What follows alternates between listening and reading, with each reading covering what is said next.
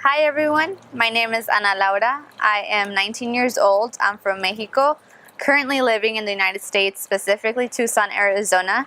I go to college. I'm studying political science to hopefully go to law school. Now Christmas is just a few weeks away, and hopefully you're getting into the spirit, either watching cheesy Christmas commercials or, starting to decorate your house. Today I want to talk to you about facing Christmas, the reality of Christmas, and the meaning behind a Merry Christmas. Luke 1:46 through 55, it says, Mary said, "My soul glorifies the Lord, and my spirit rejoices in God my Savior, for he has been mindful of the humble state of his servant. From now on all generations will call me blessed, for the Mighty One has done great things for me. Holy is his name. His mercy extends to those who fear him, from generation to generation. He has performed mighty deeds with his arm. He has scattered those who are proud in their inmost thoughts. He has brought down rulers from their thrones, but has lifted up the humble. He has filled the hungry with good things, but has sent the rich away empty. Now he has helped his servant Israel, remembering to be merciful to Abraham and his descendants forever, just as he promised our ancestors." A few things caught my attention when reading this. The first thing is, why Mary? She was humble.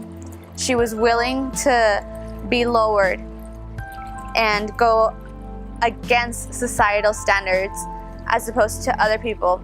And she was willing to have faith. When the angel told her that she was to conceive, she didn't say, "No, impossible, I can't." Or she didn't say, no, thank you, you have the wrong person.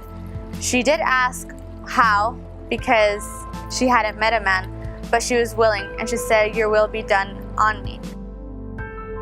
She was only 15. She was young. She was, if we put it into context, she was still in high school. She inherited not only a blessing, which is what we know as Jesus Christ, our Savior, but she also inherited, afflictions, societal afflictions. Because throughout that time, and even today, as a youth, it's looked down to have a child so young, and it's also looked down, especially in that time, to have a child out of marriage. One of my favorite activists, Huey, once said, "The youth inherit the revolution," and that's what she did. She inherited the burden that was to come. Just like people today are isolated or made scapegoats or persecuted, that's what Mary was going through throughout the time. And putting it into context, I can relate this with my life.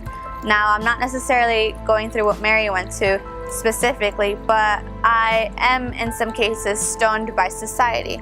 Because of my status, I am documented, which means that I came here to the United States and at one point dropped out of status, became undocumented, and because of this executive order, now have coverage for 2 years.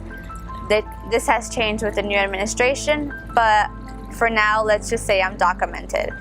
The attitude towards immigrants, especially undocumented immigrants, is as like a stone throughout that time.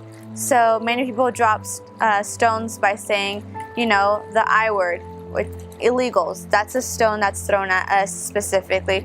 Other stones are more indirect, like policies that prevent us from going to school, policies that prevent us from working, policies that threaten us every time we drive, policies that threaten our family members by walking in the streets and looking a little bit brown, policies that threaten us from receiving medical attention when we urgently need it. It's about time that in the 21st century we change our tendencies.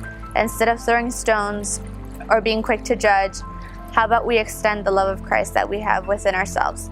So in this Christmas, as you're hugging your family, as you're opening your gifts, I want you to reflect. Am I throwing stones? Am I judging other people? Not necessarily just people of Christ, but anyone you see in the street, anyone you see in your supermarket, anyone you see that needs a helping hand. Understand that it's more important to share and extend the love of Christ that's in you towards them than throw a stone. So have a Merry Christmas. I hope you have a great New Year. And I hope that what's in you is portrayed and given to those around you.